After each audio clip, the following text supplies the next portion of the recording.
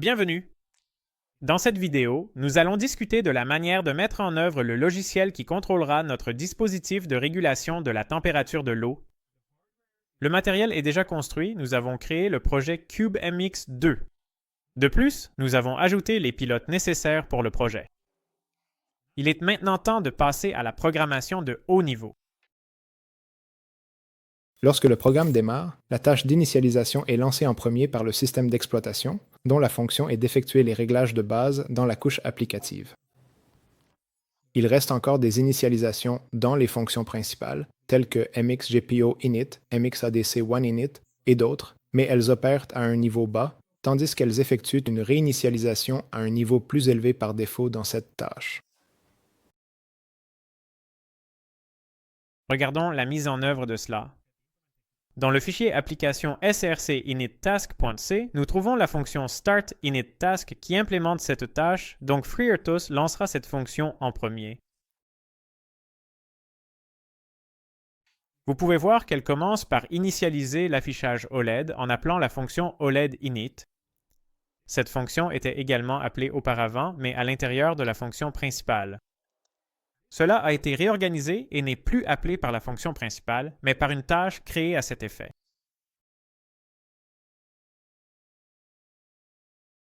De plus, la fonction motor-init, déjà connue du chapitre sur les moteurs, est appelée, ainsi que deux autres fonctions d'initialisation. RTC Time Setup Init et Waterflow Setup Init, qui seront présentés plus tard. Pour l'instant, tout ce que nous devons savoir, c'est qu'elle prépare les écrans pour le réglage de l'heure et du débit. Comme nous l'avons vu, le convertisseur analogique numérique fonctionnera de manière continue et autonome, mais il faut d'abord le démarrer, et c'est ce que nous faisons ici également. La fonction se termine par un appel à vtask delete null. Ceci sert à supprimer notre tâche. C'est un peu comme quitter un programme sur l'ordinateur, donc la tâche n'existera plus dans la liste des tâches à exécuter et ne sera plus appelée. Une fois l'initialisation terminée, le programme commence son fonctionnement prévu où les tâches qui gèrent l'affichage, le moteur et le stockage des données sont exécutées à tour de rôle. L'ADC et le stockage de ces valeurs mesurées fonctionnent sur des interruptions, pratiquement indépendamment de ces tâches. Notre tâche d'initialisation a démarré l'ADC avec l'appel de fonction aladec-start-dma. À partir de maintenant, l'ADC chargera automatiquement les résultats de mesure dans le tableau tampon ADC Values passé en paramètres, et une fois que les deux seront présents, il appellera notre fonction alads conversion completed callback dans le fichier adc-read.c. Selon l'ordre défini dans CubeMX, l'élément 0 du tampon ADC Values sera la valeur NTC et l'élément 1 du tampon ADC Values sera la valeur ADC correspondant à la position actuelle du potentiomètre. En principe, nous pourrions utiliser les valeurs brutes produites par le convertisseur AD dans notre programme, c'est-à-dire ces deux éléments du tableau tampon ADC Values, auquel cas nous n'aurions rien à faire dans cette fonction de rappel. Nous n'aurions même pas besoin de l'écrire.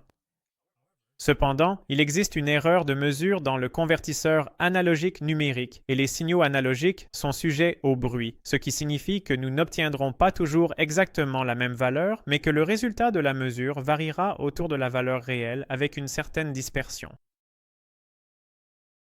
Supposons que nous réglions le potentiomètre sur une valeur arbitraire, disons à mi-course.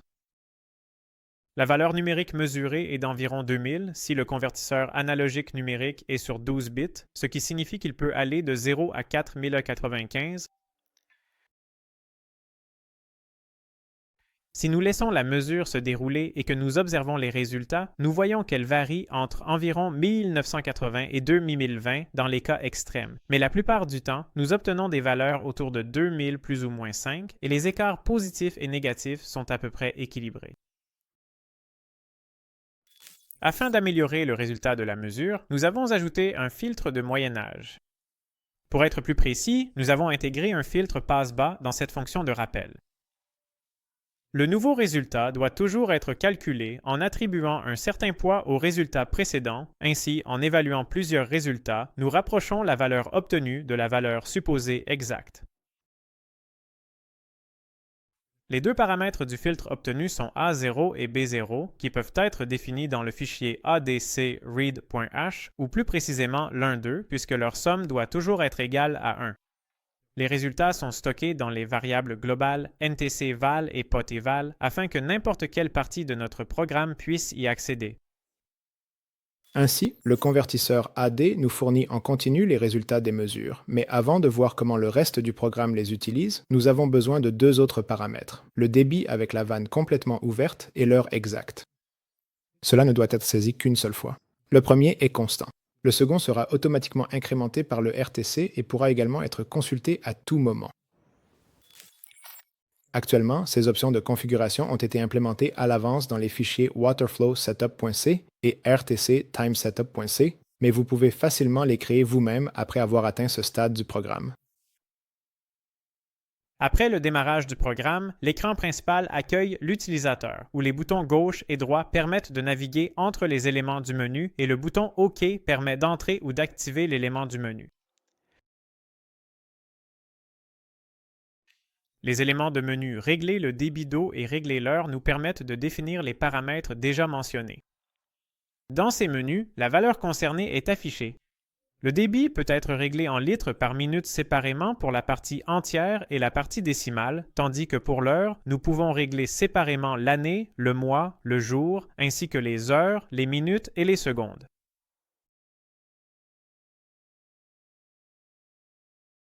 De plus, sur l'écran principal, nous pouvons sélectionner le mode de contrôle qui peut être automatique ou manuel. En mode automatique, le système décide comment intervenir sur la vanne pour atteindre la température cible définie, tandis qu'en mode manuel, nous pouvons déplacer la vanne à l'aide d'un potentiomètre. Dans ce cas, nous revenons à la méthode traditionnelle et ajustons nous-mêmes la position de la vanne comme nous le ferions avec un robinet classique. Nous arrivons maintenant à la partie essentielle de notre programme, le contrôle de la température de l'eau. Cette tâche est gérée par la tâche de contrôle qui sera implémentée dans le fichier controltask.c. Ouvrons ce fichier. Le corps de la boucle for qui s'y trouve contient le contrôle principal de haut niveau de notre système qui décide dans quel état la vanne doit se trouver selon le mode sélectionné.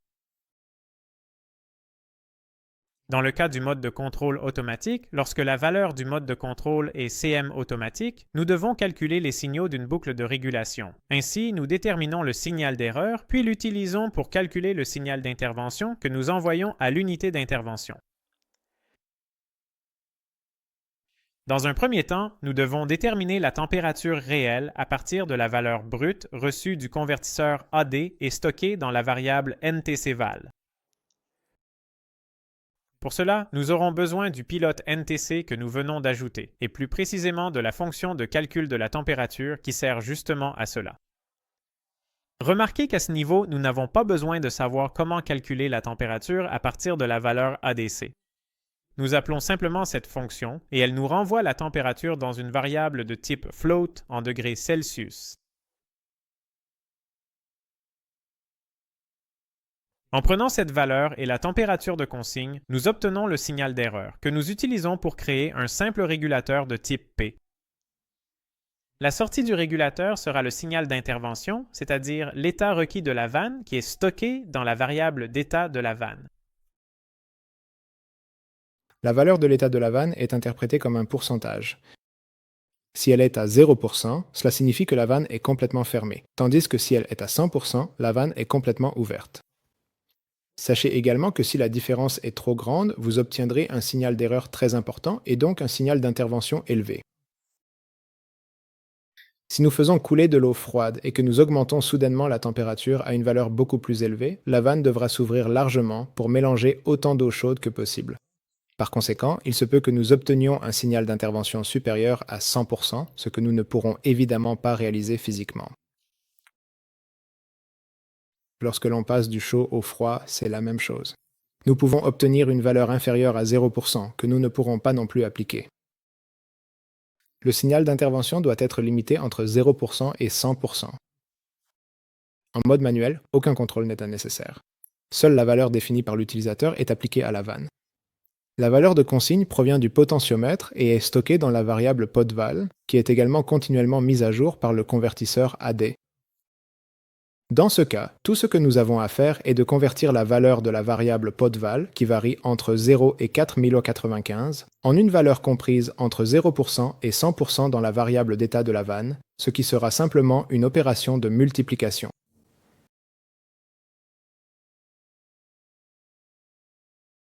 La boucle de régulation de haut niveau nous a donné l'état requis de la vanne. Cependant, cela n'a pas effectué l'intervention. Le moteur n'a pas été positionné à l'angle correct. Nous avons seulement stocké la valeur requise dans la variable d'état de la vanne. L'ajustement de la vanne est réalisé par un moteur à courant continu, mais celui-ci, ainsi que le circuit de commande associé, ne peuvent pas interpréter un tel signal. Ils ne peuvent qu'entraîner le moteur à une vitesse donnée dans une direction donnée. Ce dont nous avons besoin ici, ce n'est pas d'un contrôle de vitesse, mais d'un contrôle de position. Supposons que le moteur soit en position 0 degré, comme vous pouvez le voir sur la table. Cela signifie que la vanne est en position fermée. La plaque dans le tuyau est perpendiculaire à l'axe longitudinal du tuyau, donc l'eau ne peut pas y circuler. Si cette plaque est tournée de 90 degrés, elle sera exactement parallèle à l'axe longitudinal du tuyau, de sorte que l'eau pourra circuler à travers la section transversale autant que possible. Il n'est pas utile de la tourner davantage car elle commencerait alors à se refermer et à 180 degrés, elle serait de nouveau complètement bloquée. En général, la conception physique des vannes ne permet une rotation qu'entre 0 et 90 degrés. C'est donc dans cette plage que nous devons faire tourner l'arbre de notre moteur. Ce positionnement est en outre facilité par un encodeur monté sur le moteur pour mesurer la rotation de l'arbre. Sur notre vanne imprimée en 3D, il y a toujours un rapport de 1 pour 4 entre le moteur et l'arbre de la vanne. Ainsi, pour un changement d'angle de 90 degrés de la vanne papillon, l'arbre du moteur doit effectuer 360 degrés, soit un tour complet. Nous avons donc besoin d'une autre boucle de régulation pour ajuster la position de l'arbre du moteur. Nous savons que, dans notre cas, le rapport de réduction du moteur est de 1 pour 120. L'encodeur possède 2 canaux, et chaque canal fournit 16 impulsions par révolution, ce qui, du côté du rapport, donne 120 fois 2 fois 16, soit 3840 impulsions par révolution. Nous souhaitons faire tourner le moteur sur une révolution complète, donc nous voulons compter 3840 impulsions à partir des signaux de l'encodeur. Faisons donc correspondre 0 impulsion de l'encodeur à 0 degré et 3840 impulsions à 90 degrés de rotation. Bien sûr, nous avons utilisé le fait que l'encodeur peut également déterminer la direction grâce à ces 2 canaux. Ainsi, si le moteur tourne dans le sens horaire, l'impulsion reçue sera considérée comme positive. Sinon, nous la prenons en compte avec un signe négatif lors de la surveillance de la position.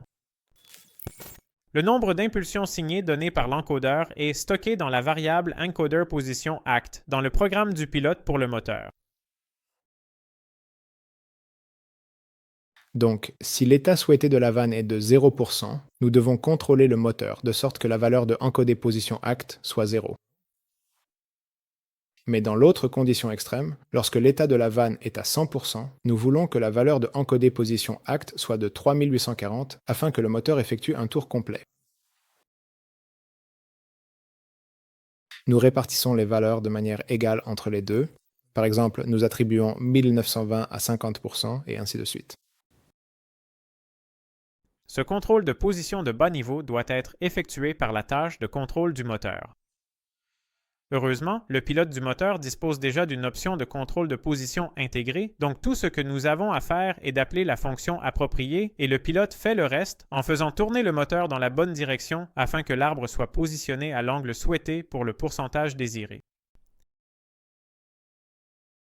Ici, un régulateur de type PI est mis en œuvre pour garantir qu'il n'y ait pas d'erreur résiduelle afin que nous puissions régler l'angle de l'arbre du moteur avec précision. La méthode déjà familière consistant à combiner la génération du signal d'erreur, le calcul du signal d'intervention et l'intervention elle-même est également appliquée ici. Et nous gardons également une trace de la somme des signaux d'erreur en raison du terme I du régulateur. Une fois que nous avons le contrôle de la vanne, notre système est fondamentalement opérationnel. Il ne nous reste plus qu'à ajouter les fonctionnalités supplémentaires, comme l'enregistrement des données sur une carte SD. C'est une bonne pratique de ne pas écrire chaque morceau de code à partir de rien si vous avez déjà quelque chose sur lequel vous appuyez. Comme dernier exemple du chapitre précédent, qui était le chapitre 23, vous avez créé une application de collecte de données qui enregistrait toutes les demi-secondes les données de luminosité mesurées par le capteur de lumière sur la carte mémoire. Utilisons cela. Il suffit de le modifier un peu. Le temps ne doit pas être écrit en millisecondes, mais au format année, mois, jour, heure, minute, seconde. Et bien sûr, la quantité d'eau chaude utilisée doit être inscrite dans la deuxième colonne, et non les données du capteur de lumière. Le code d'exemple disponible contient déjà le code qui a été repris du chapitre précédent. Il se trouve dans le fichier source de l'application datalogger task.c. Nous y avons déjà apporté quelques modifications à l'avance. Nous avons supprimé la fonction datalogger_sensor_init car nous n'avons pas besoin d'initialiser le capteur de lumière et nous avons renommé la fonction datalogger_write_light_level en datalogger_write_data puisque sa fonction a changé.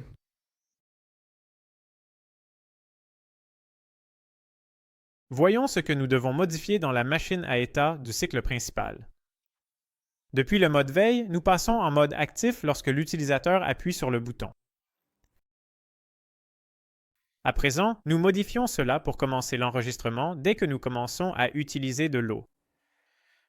Puisque nous supposons que notre programme fonctionne en continu 24 heures sur 24, nous n'enregistrons des données que lorsqu'un événement se produit. Une consommation d'eau nulle n'est pas enregistrée en continu. En conséquence, le début de l'enregistrement ne doit pas être lié à la valeur de retour vrai de la fonction de détection du front montant du bouton, mais à la condition que la vanne soit ouverte, c'est-à-dire que sa position ne soit pas à 0%. De la même manière, l'enregistrement ne se termine pas par un appui sur le bouton, mais lorsque l'état de la vanne revient à 0. En cas d'erreur, nous ne devrions pas non plus attendre un appui sur le bouton. Nous attendons seulement un temps spécifié qui dans cette application doit être de 10 secondes, puis essayons d'ouvrir à nouveau le fichier. Les fonctions de montage du datalogger et de fermeture de fichier du datalogger conviennent telles qu'elles sont. Elles sont exactement comme nous en avons besoin. La fonction d'ouverture de fichier du datalogger nécessite une petite modification, car elle imprime actuellement l'heure et la lumière comme en tête au début du fichier. Modifions cela en fonction du nouveau fichier. Par exemple, le nom des deux colonnes peut être heure et utilisation d'eau en millilitres. Reprenons ce que nous avons appris sur le RTC au chapitre 16 et lisons l'heure et la date actuelle. Pour cela, nous pouvons utiliser les fonctions HLRTC_getTime et HLRTC_getDate. Notez que les deux fonctions doivent être appelées consécutivement et exactement dans cet ordre, car la fonction de récupération de l'heure bloque les valeurs des registres d'ombre qui forment une copie temporaire de la date et de l'heure dans le RTC, de sorte que les deux appels de fonctions consécutifs garantiront que l'heure et la date forment une paire de valeurs qui sont assurément cohérentes. La tâche de contrôle met constamment à jour pour nous la quantité d'eau utilisée et cela peut être trouvé dans la variable globale UsedWaterInLiters. Nous voulons enregistrer la consommation d'eau en millilitres afin que seule l'augmentation soit inscrite à chaque ligne, c'est-à-dire la quantité d'eau utilisée depuis la dernière mesure enregistrée. Les millilitres nous conviennent, car cela nous permet d'éviter d'utiliser des fractions, ce qui simplifie notre vie lors de l'utilisation de la fonction f_printf. Nous pourrions également enregistrer la consommation d'eau en valeur absolue. Cela signifie la quantité totale utilisée depuis la mise en marche du système, mais cela finirait par nous donner des chiffres assez grands. Si la quantité totale est nécessaire, un programme d'évaluation fonctionnant sur un ordinateur ou un téléphone pourra la calculer pour l'utilisateur. Tout ce que nous avons à faire, c'est écrire le modèle approprié pour la fonction fprintf afin d'afficher les données, puis de lui fournir un à un les paramètres des structures de date et d'heure du RTC, ainsi que la quantité d'eau utilisée. Puisque nous souhaitons n'afficher que la quantité actuelle, nous devons réinitialiser la valeur de la variable d'eau utilisée à 0 après chaque nouvelle ligne. Nous avons terminé l'implémentation du programme, nous pouvons maintenant passer au test. On écrit souvent ce qu'on appelle des tests unitaires pour les programmes. Ce sont des tests qui se limitent à vérifier le fonctionnement d'une petite partie du programme, généralement une seule fonction. Aucun test de ce type n'a été créé ici, seule la fonctionnalité de l'ensemble du programme est vérifiée en pratique. Voyons ce que nous pouvons faire pour tester l'ensemble du programme en pratique. Nous ne pourrons probablement pas installer le panneau de développement à côté d'une douche, mais ce serait sans doute aussi le cas pour le premier test d'un vrai projet, donc nous devons d'une manière ou d'une autre gérer les premiers tests à notre bureau. Nous pouvons voir l'écran OLED fonctionner. Les tests ne poseront pas de problème. Les boutons et le potentiomètre sont également disponibles et nous pouvons les essayer. En passant le système en mode manuel, nous pouvons également tester le contrôle de position du moteur. Si le potentiomètre est tourné entre ces deux positions extrêmes, alors l'axe de la vanne devrait également se déplacer entre les deux positions extrêmes, c'est-à-dire 0 degré et 90 degrés. Dès que la vanne est ouverte, même légèrement, l'enregistrement sur la carte SD commence, donc nous pouvons aussi tester cette fonction et vérifier les données sauvegardées en branchant la carte SD sur l'ordinateur. Le seul problème que nous avons est de vérifier le contrôle de température de haut niveau. Nous devons créer différentes températures à partir desquelles le système peut effectuer le contrôle de température. Nous pouvons chauffer la NTC avec nos mains, mais nous ne pouvons l'influencer que de quelques degrés Celsius, ce qui est très peu pour une application comme celle-ci. Une autre solution serait de remplacer la NTC par un potentiomètre, mais nous allons utiliser une autre solution maintenant. Vous pouvez voir deux tasses devant moi. Celles-ci contiennent de l'eau chaude et de l'eau froide. Vous pouvez deviner, grâce à la couleur des rubans, laquelle contient quoi. Si nous plaçons la NTC dans l'une des tasses, la température qu'elle détecte peut facilement être modifiée. Cette méthode est également bonne pour l'étalonnage. Si nous versons un mélange d'eau et de glace dans l'une des tasses, alors nous pouvons être presque certains de mesurer une température proche de 0 degré Celsius. Et si nous faisons bouillir de l'eau et que nous la versons dans l'autre tasse, puis que nous y plaçons notre capteur en faisant attention à ne pas nous brûler, alors nous devrions mesurer environ 100 degrés Celsius. Nous n'allons pas calibrer le capteur maintenant. Nous voulons simplement tester l'ouverture et la fermeture de la vanne. Le panneau devant moi a déjà le logiciel final installé, donc l'étape suivante du test est de l'alimenter. Nous allons le faire ici avec ce cordon d'alimentation. Nous le branchons dans la prise appropriée et après un petit moment, l'écran principal s'affiche. Maintenant, l'appareil démarre en mode automatique, donc vous pouvez régler la température souhaitée. Nous allons la régler à 40 degrés. La raison pour laquelle nous choisissons 40 degrés, c'est parce qu'il y a ici un verre d'eau à environ 60 degrés. Et dans le verre froid, l'eau est autour de 20 degrés, donc 40 degrés, c'est au milieu. Donc c'est probablement un bon point de départ. Mais ne commençons pas par tester le mode automatique, mais plutôt par le mode manuel, car ainsi, nous pourrons voir les deux boucles de régulation fonctionner l'une après l'autre. On peut voir tout de suite que la vanne s'est positionnée à 0 degré parce que le potentiomètre semble être à 0%.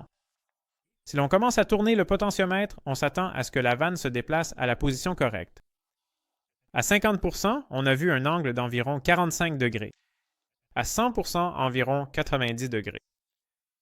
Comme notre moteur n'est pas un modèle parfait, il y a un peu de friction et dans la réalité, cela pourrait se produire de la même manière. Si l'on tourne légèrement le potentiomètre vers l'avant, on peut très bien voir qu'il suit la position, donc il est très probable que notre contrôle de position fonctionne correctement car cette boucle de régulation est déjà active à ce stade. Une fois que cela est fait, l'étape suivante consiste à tester le mode automatique, donc nous passons en mode automatique. Comme nous avons réglé 40 degrés dans le programme et que le capteur ne mesure que 23 degrés, cela signifie que la vanne d'eau chaude doit être complètement ouverte pour chauffer l'eau de notre douche. Alors, simulons la montée en température de l'eau dans notre douche. Vous pouvez voir la température mesurée augmenter et dès qu'elle atteint 40 degrés, la vanne commence à se fermer. Et si nous commençons à faire baisser la température mesurée, c'est-à-dire que l'eau de notre douche devient à nouveau plus froide, alors autour de 40 degrés, la vanne s'ouvrira, forçant l'eau à chauffer.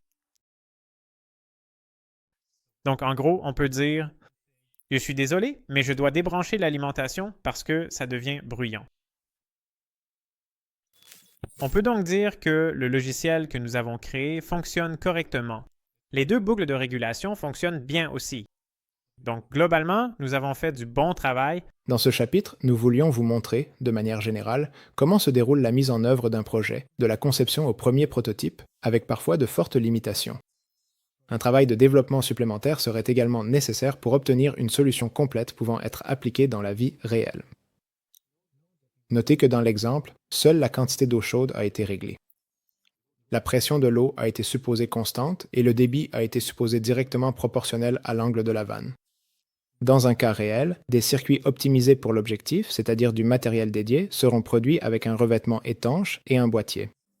La commercialisation éventuelle du produit sera précédée d'une longue phase de test, de révision, de certification, de pré-production, ainsi que de tâches supplémentaires importantes impliquant d'autres disciplines professionnelles. Un utilisateur de machines performant nécessite un mélange idéal d'ingénieurs mécaniques, d'ingénieurs électriciens, de gestionnaires, d'experts juridiques, d'experts en marketing, un planning de données équilibré et une quantité suffisante de sommeil. C'était le dernier épisode de la deuxième saison de la série vidéo Crystal Clear Electronics.